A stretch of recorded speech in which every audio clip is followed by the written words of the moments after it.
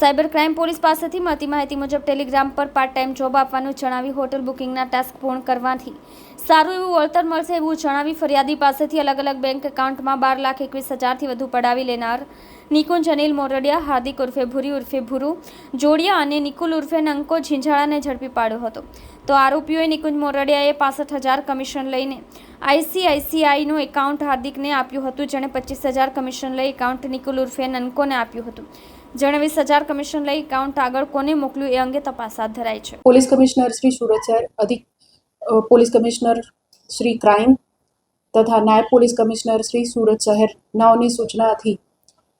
Cyber crime police સ્ટેશનમાં નોંધાયેલ ગુનાઓની અંદર આરોપીઓને પકડી પાડવા માટે તથા સુરત શહેરની પ્રજાનું સાયબર ક્રાઇમથી રક્ષણ થાય તે માટે ગુનેગારોને શોધી કાઢવા માટે સૂચના આપવામાં આવેલ. તે અંતર્ગત ગત વર્ષ 2023માં સાયબર ક્રાઇમ પોલીસ સ્ટેશનમાં નોંધાયેલી FIR નંબર 83/2023ની અંદર જે ગુનો અનડિટેક્ટ હતો, સદર ગુનામાં ફરિયાદીને હોટલ બુકિંગના અલગ અલગ ટાસ્ક આપી ફરિયાદીને શરૂઆતમાં કમિશન આપી અને ત્યારબાદ પૈસા એની પાસે ભરાવડાવીને પછી પૈસા નહીં ઉપાડી દઈને આશરે 12,29,000 જેટલી મોટી રકમનું ફરિયાદી શ્રી સાથે ફ્રોડ કરવામાં આવેલું હતું. સદર અનડિટેક્ટ ગુનાના સાયબર ક્રાઇમ પોલીસ દ્વારા ડિટેક્ટ કરીને 3 જેટલા આરોપીઓની ધરપકડ કરવામાં આવી છે.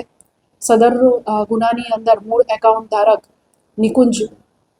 દ્વારા 65,000ની જેટલી મોટી માતબર રકમ લઈને કરંટ એકાઉન્ટ આગળના આરોપીઓને ભાડે આપવામાં આવેલ છે અને દરેક આરોપીએ 65,000થી માંડી 20,000, 25,000 જેવી રકમ લઈ એકાઉન્ટ ભાડે આપી મેળાપીપણામાં ગુનો આચરીને આ ફ્રોડ કરેલ છે. હજુ આગળની કાર્યવાહી અને ઇન્વેસ્ટિગેશન ચાલુ છે.